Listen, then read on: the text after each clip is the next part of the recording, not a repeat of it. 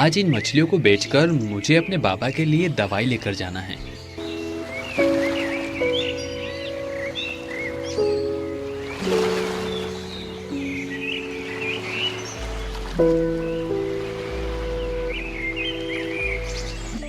लगता है कोई बड़ी मछली मेरे जाल में फंस गई है। इससे पहले कि वो मेरे जाल से छूट जाए, मैं जल्दी से जाल को खींच लेता हूँ।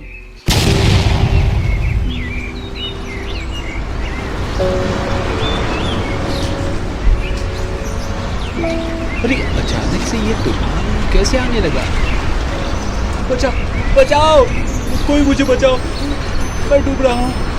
कोई मेरी मदद करो, मैं मर जाऊंगा। हरीशपुर नामक गांव में एक मछुआरा रहता था जिसका नाम कुंदन है। वो अपने बूढ़े माता पिता के साथ रहता है।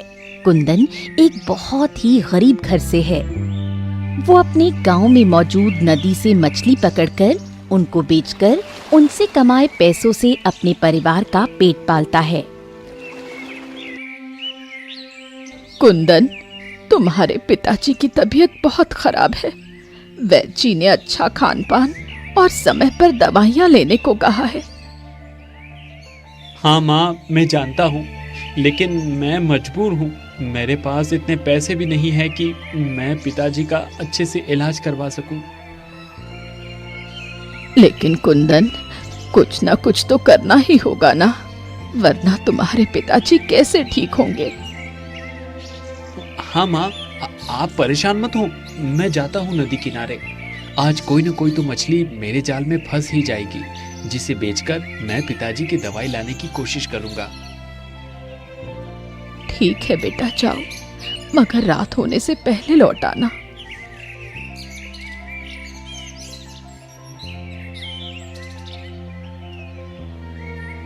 अरे कुंदन, रुको, तुम ये खाने का डिब्बा रखना तो भूल ही गए। इसे अपने साथ लेते जाओ, पता नहीं तुम्हें वहां कितना समय लगे। ठीक है माँ, लेकिन मैं जल्द ही वापस आने की कोशिश करूंगा।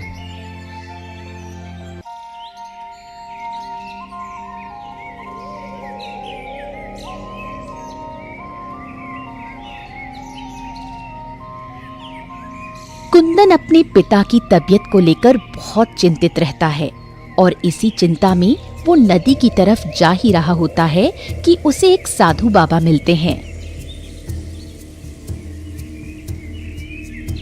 प्रणाम साधु बाबा। तथास्तु पुत्र। साधु बाबा, मैंने आपको यहाँ पहले कभी नहीं देखा। क्या मैं जान सकता हूँ कि आप इस जगह पर अकेले क्या कर रहे हैं? पुत्र, मैं यहाँ नया हूँ। यहाँ मैं किसी को नहीं जानता। चलते चलते मैं काफ़ी थक गया हूँ और मुझे बहुत ज़ोरों की भूख भी लगी है, इसलिए मैं यहाँ थक कर बैठ गया हूँ। साधु बाबा, क्या मैं आपकी कुछ मदद कर सकता हूँ? हाँ पुत्र, अगर तुम्हारे बस में हो तो मुझे मेरी थोड़ी सी मदद कर दो। बताइए साधु बाबा, मैं आपके लिए क्या कर सकता हूँ? पुत्र, अगर तुम्हारे पास कुछ खाने का हो तो मुझे दे दो, मुझे बहुत भूख लगी है। खाने को? हाँ, याद आया, मेरे पास खाना है। घर से निकलते समय माँ ने मुझे खाने का डिब्बा दिया था। ये लीजिए साधु बाबा, आप इसे खा लीजिए। कुंदन अपनी भूख की परवाह न करके अपना सारा खाना भूखे साधु बाबा को दे देता है। पुत्र, तुम्हारा बहुत बहुत धन्यवाद कि तुमने मेरी भूख मिटाई। तुम नहीं जानते कि मैं कितना भूखा था। तुमने मुझे अपना सारा खाना खिला दिया, मगर अब तुम क्या खाओगे? कोई बात नहीं बाबा, मेरा खाना खाने से आपका पेट भर गया। मेरे लिए इतना ही काफ़ी है। जब मैं घर जाऊंगा तब खा लूंगा, और ये तो मेरा फर्ज था। अगर आपकी जगह कोई और भी होता तो भी मैं यही करता। तुम्हारी अच्छाई को देखते हुए वैसे तो मुझे तुम्हें कुछ देना चाहिए, लेकिन मेरे पास तुम्हें देने के लिए कुछ नहीं है। इसलिए मैं तुम्हें आशीर्वाद देता हूँ कि आने वाले समय में तुम बहुत धनवान हो जाओगे। धन्यवाद साधु बाबा, अब मैं चलता हूँ।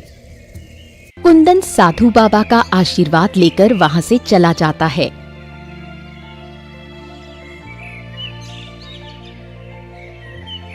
और फिर उस नदी के किनारे मछलियों के इंतजार में बैठ जाता है।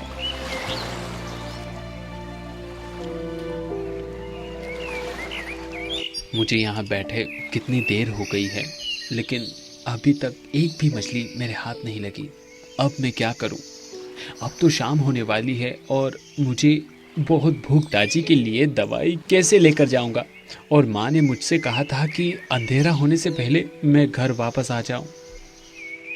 कुंदन नदी के किनारे बैठे बैठे अपने माता पिता की कही हुई बातों को सोच ही रहा था कि अचानक से उसके जाल में एक मछली फंसती है। अरे वाह, लगता है मेरे जाल में मछली फंस गई है। एक काम करता हूँ, जल्दी से इसको बाहर निकाल लेता हूँ, वरना कहीं ये मेरे जाल से फिर से न निकल जाए। कुंदन मछली को निकालने के लिए जैसे ही हाथ बढ़ाता है, वैसे ही वो मछली उसके जाल से छूटकर पानी में गुम हो जाती है और कुंदन फिर से मायूस हो जाता है। अब मैं क्या करूं? इतनी मुश्किल से तो एक मछली मेरे हाथ आई थी, वो भी मेरे जाल से छूट गई।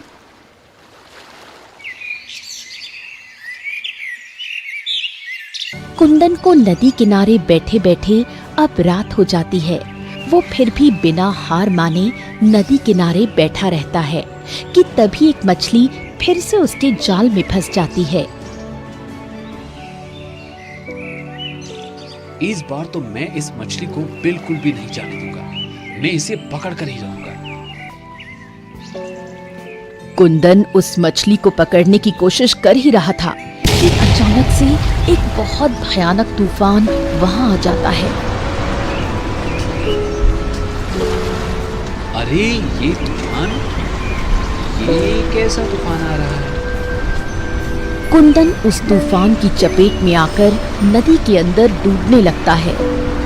वो मदद के लिए चिल्लाता है, लेकिन वहां उसकी मदद करने वाला कोई नहीं होता, इसलिए वो उस नदी में समा जाता है। इधर कुंदन के माता पिता बहुत चिंतित होते हैं, क्योंकि आधी रात बीत चुकी थी और कुंदन का कोई अता पता नहीं था। भाग्यवान, क्या अभी तक कुंदन घर नहीं आया? नहीं श्रीमान, पता नहीं हमारा पुत्र कहाँ फंस गया है। वो मुझसे कहकर तो निकला था कि अंधेरा होने से पहले आ जाएगा, लेकिन अभी तक वापस नहीं आया और अब मुझे उसकी बहुत ज्यादा चिंता हो रही है। मैं क्या करूं? क्या मैं उसे ढूंढने जाऊं? अगर मेरी तबीयत ठीक होती तो मैं ही उसे ढूंढने जाता, मगर मैं चल नहीं सकता, इसलिए बेहतर यही होगा कि उसे ढूंढने तुम चली जाओ, लेकिन ज्यादा दूर मत जाना। कुंदन की माँ कुंदन के पिता की बात मानकर उसे ढूंढने के लिए चल पड़ती है कि तभी उसे एक पेड़ के नीचे साधु बाबा बैठे मिलते हैं। प्रणाम साधु बाबा, क्या आपने एक जवान बालक को यहाँ पर देखा है? नहीं पुत्र, यहाँ से तो मैंने किसी को जाते हुए नहीं देखा। तुम किसकी बात कर रही हो? असल में साधु बाबा, मेरा बेटा एक मछुआरा है और सुबह वो मछली पकड़ने के लिए निकला था, लेकिन अब तक घर नहीं पहुंचा। पता नहीं मेरा बेटा किस हाल में होगा। अच्छा, तो तुम्हारा बेटा एक मछुआरा है। क्या तुम्हारे पास उसकी कोई निशानी, उसकी कोई चीज है? हाँ साधु बाबा, मेरे पास उसकी एक अंगूठी है जो उसने मुझे दी थी, जिसे मैंने अपनी साड़ी के आंचल से ही बांधा हुआ है। ठीक है पुत्री, लाओ मुझे वो अंगूठी दो। ये लीजिए साधु बाबा, यही वो अंगूठी है। साधु बाबा उस अंगूठी को लेकर अपनी आंखें बंद करके कुछ मंत्र पढ़ते हैं। इधर नदी में डूबकर कुंदन मरता नहीं है, बल्कि किसी दूसरी दुनिया में पहुंच जाता है।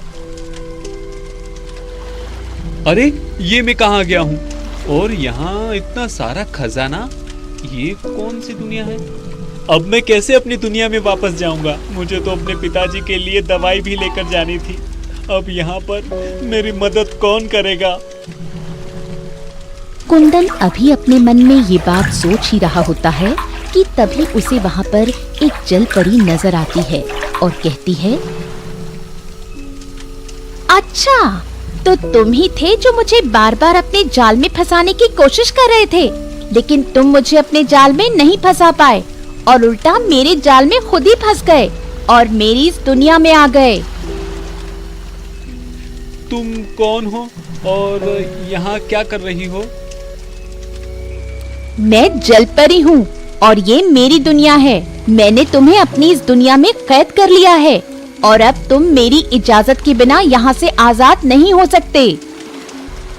नहीं नहीं, मैं यहाँ नहीं रह सकता।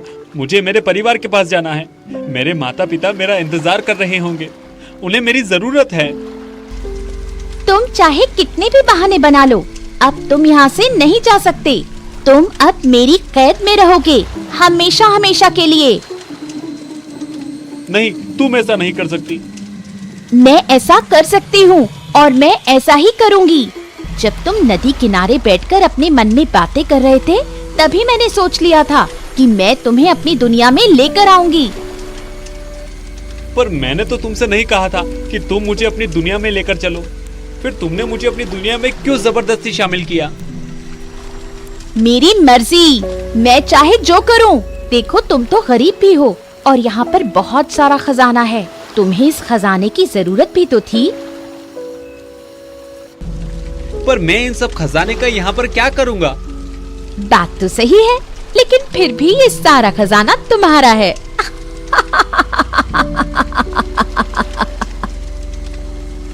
जलपरी कुंदन का मजाक उड़ाते हुए वहाँ से गायब हो जाती है और कुंदन वहीं बैठकर अपने माता पिता की याद में रोने लगता है।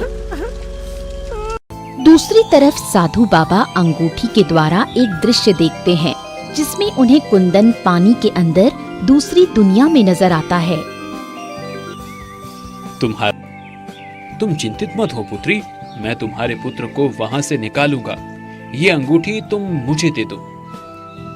साधु बाबा इतना कहकर अंगूठी लेकर गायब हो जाते हैं। अरे, ये साधु बाबा कहाँ गए? लगता है जरूर मेरे पुत्र को बचाने गए होंगे। इधर कुंदन बैठा रो ही रहा था कि उसे एक चीखती चिल्लाती आवाज सुनाई देती है। तभी वो अपना रोना छोड़कर दूसरी तरफ नजर उठाकर देखता है तो एक बड़ी मछली एक छोटी मछली को खाने जा रही थी। बचाओ, बचाओ, कोई मुझे बचाओ, ये बड़ी मछली मुझे खा जाएगी। आज तो मैं तुझे खाकर ही रहूंगी। बहुत दिनों से मैं तेरी तलाश में थी, मगर तू इतनी चालाक थी कि हर बार मेरे चंगुल से आजाद हो जाती थी। छोड़ो इसे, तुम्हें शर्म आनी चाहिए। इतनी बड़ी होकर तुम इस छोटी सी मछली को खाना चाहती हो।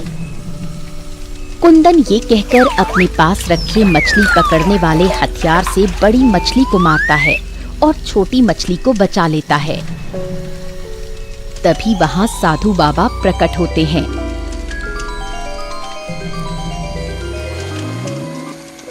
प्रणाम साधु बाबा। बाबा आप यहाँ? हाँ पुत्र, मैं यहाँ। मैं तुम्हें यहाँ से आजाद करने आया हूँ।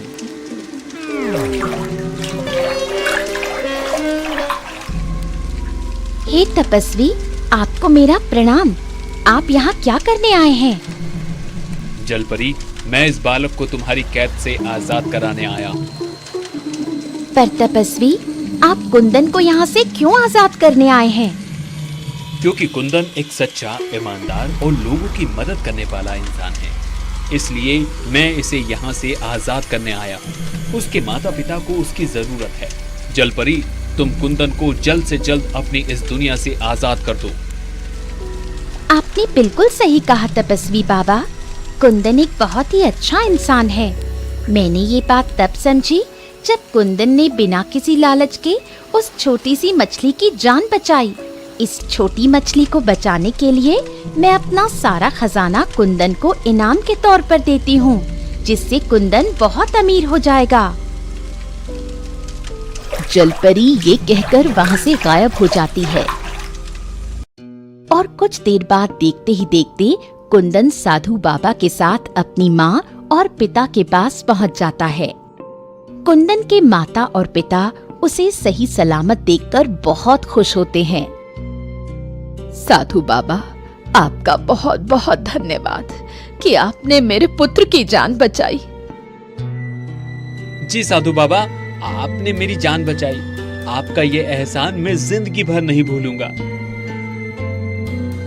इसमें एहसान की कोई बात नहीं है पुत्र। इंसान जैसा करता है उसके सामने वैसा ही उतरता है। एक समय में तुमने मेरी मदद की थी, मुझ भूखे को खाना खिलाकर। आज जब तुम मुसीबत में थे तो ईश्वर ने मुझे तुम्हारी मदद के लिए भेज दिया, और तुम्हारी मदद करना तो मेरा कर्तव्य भी था। कुंदन की एक अच्छाई के बदले उसकी जान बच गई। साथ ही बहुत सारा खजाना मिलने पर उसकी गरीबी भी दूर हो गई और वो आराम से अपने माता पिता के साथ सुख और चैन की जिंदगी बिताने लगा।